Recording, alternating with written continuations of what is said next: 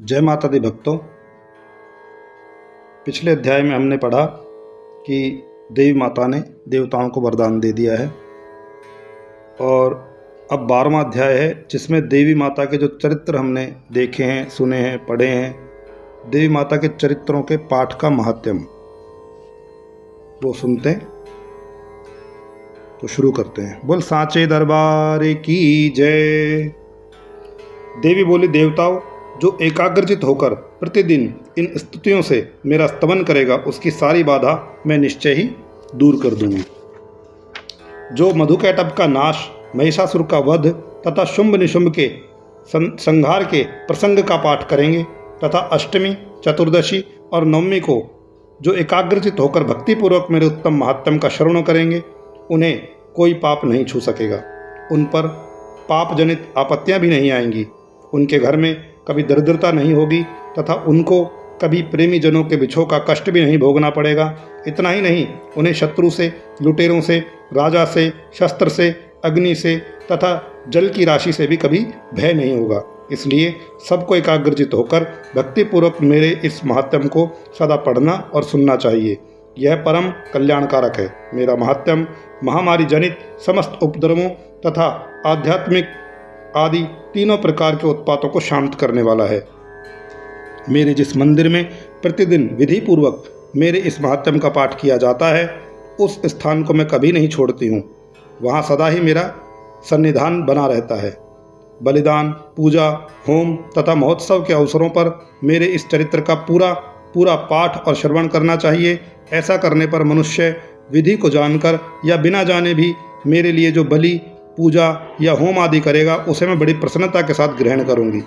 शरत काल में जो वार्षिक महापूजा की जाती है उस अवसर पर जो मेरे इस महात्म्य को भक्तिपूर्वक सुनेगा वह मनुष्य मेरे प्रसाद से सब बाधाओं से मुक्त तथा धन धान्य एवं पुत्र से संपन्न हो जाएगा। इसमें तनिक भी संदेह नहीं है। मेरे इस महात्म्य, मेरे प्रादुर्भाव की सुंदर कथाएं तथा युद्ध में किए हुए मेरे पराक्रम सुनने से मनुष्य निर्भय हो जाता है।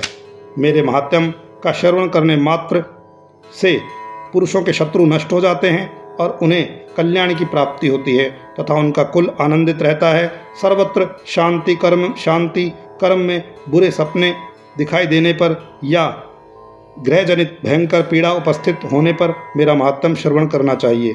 इससे सब विघ्न तथा भयंकर ग्रह पीड़ाएं शांत हो जाती हैं और मनुष्यों द्वारा देखा हुआ दुस्वप्न शुभ स्वप्न में परिवर्तित हो जाता है। बाल ग्रहों से आक्रांत हुए बालकों के लिए यह महात्म्य शांतिकारक है तथा मनुष्य के संगठन में फूट पड़ जाने पर यह अच्छी प्रकार मित्रता बनाने वाला होता है। यह महात्म्य समस्त दुराचारियों के बल का नाश करने वाला है और इसके पाठ मात्र से राक्षसों, भूतों और पिशाचों का नाश हो जाता है। मेरा यह सब महात्म्य मेरे समीप्य की प्राप्ति कराने वाला है। पशु, पुष्प, अर्घ, धूप, दीप, गंध आदि उत्तम सामग्रियों द्वारा पूजन करने से, ब्राह्मणों को भोजन कराने से, होम करने से, प्रतिदिन अभिषेक करने से, नाना प्रकार के अन्य भोगों का अर्पण करने से तथा दान देने आदि से 1 वर्ष तक जो मेरी आराधना की जाती है और उससे मुझे जितनी प्रसन्नता होती है उतनी प्रसन्नता मेरे इस उत्तम चरित्र का एक बार श्रवण करने मात्र से हो जाती है। यह महात्म्य श्रवण करने पर पापों को हर लेता है और आरोग्य प्रदान करता है। मेरे प्रादुर्भाव का कीर्तन समस्त भूतों से रक्षा करता है तथा मेरा युद्ध विषयक चरित्र दुष्ट दैत्यों का संहार करने वाला है और इसके श्रवण करने पर मनुष्यों को शत्रु का भय नहीं रहता। देवताओं, तुमने और ब्रह्म ऋषियों ने जो मेरी स्तुतियाँ की हैं तथा ब्रह्मा जी ने जो स्तुतियाँ की हैं वे सभी कल्याणकारी, कल्याणमयी बुद्धि प्रदान करती हैं।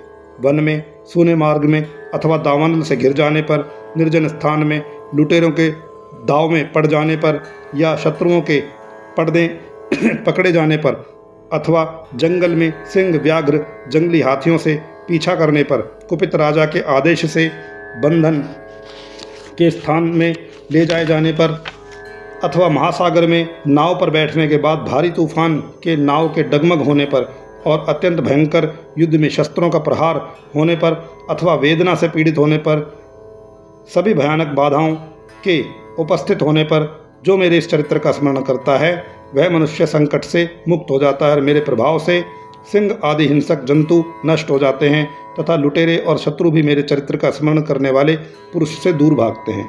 तो ऋषि कहते हैं, यों कहकर प्रचंड पराक्रम वाली भगवती चंडिका सब देवताओं के देखते देखते वहीं पर ही अंतर्ध्यान हो गई। फिर समस्त देवता भी शत्रुओं के मारे जाने से निर्भय होकर पहले की भांति यज्ञ भाग का उपभोग करते हुए अपने अपने अधिकार का पालन करने लगे। संसार का विध्वंस करने वाले महाभयंकर तुल पराक्रमी देवता देव शत्रु शुंभ तथा महाबली निशुंभ के युद्ध में देवी द्वारा मारे जाने पर शेष दैत्य पाताल लोक में चले आए। राजन, इस प्रकार भगवती अंबिका देवी नित्य होती हुई भी पुनः पुनः प्रकट होकर जगत की रक्षा करती हैं। वे ही इस विश्व को मोहित करती हैं, वे ही जगत को जन्म देती हैं, वे ही प्रार्थना करने पर संतुष्ट हो विज्ञान एवं समृद्धि प्रदान करती हैं। राजन, महाप्रलय के समय महामारी का रूप धारण करने वाली वे महाकाली ही इस समस्त ब्रह्मांड में व्याप्त है। वे ही समय समय पर महामारी होती हैं, वे ही स्वयं अजन्मा होती हुई भी सृष्टि के रूप में प्रकट होती हैं। वे सनातनी देवी ही समय अनुसार संपूर्ण भूतों की रक्षा करती हैं और मनुष्यों के अभ्युदय के समय वे ही घर में लक्ष्मी के रूप में स्थित होकर उन्नति प्रदान करती हैं और वे ही अभाव के समय दरिद्रता बनकर विनाश का कारण होती हैं। पुष्प, धूप और गंध आदि से पूजन करके उनकी स्तुति करने पर वे धन, पुत्र, धार्मिक बुद्धि तथा उत्तम गति प्रदान करती हैं। बोलो सांचे दरबार की जय। मैं मेरी सचियां जोता वाली माता तेरी सदा ही जय। जयकारा महामायदा बोल सांचे दरबार की जय।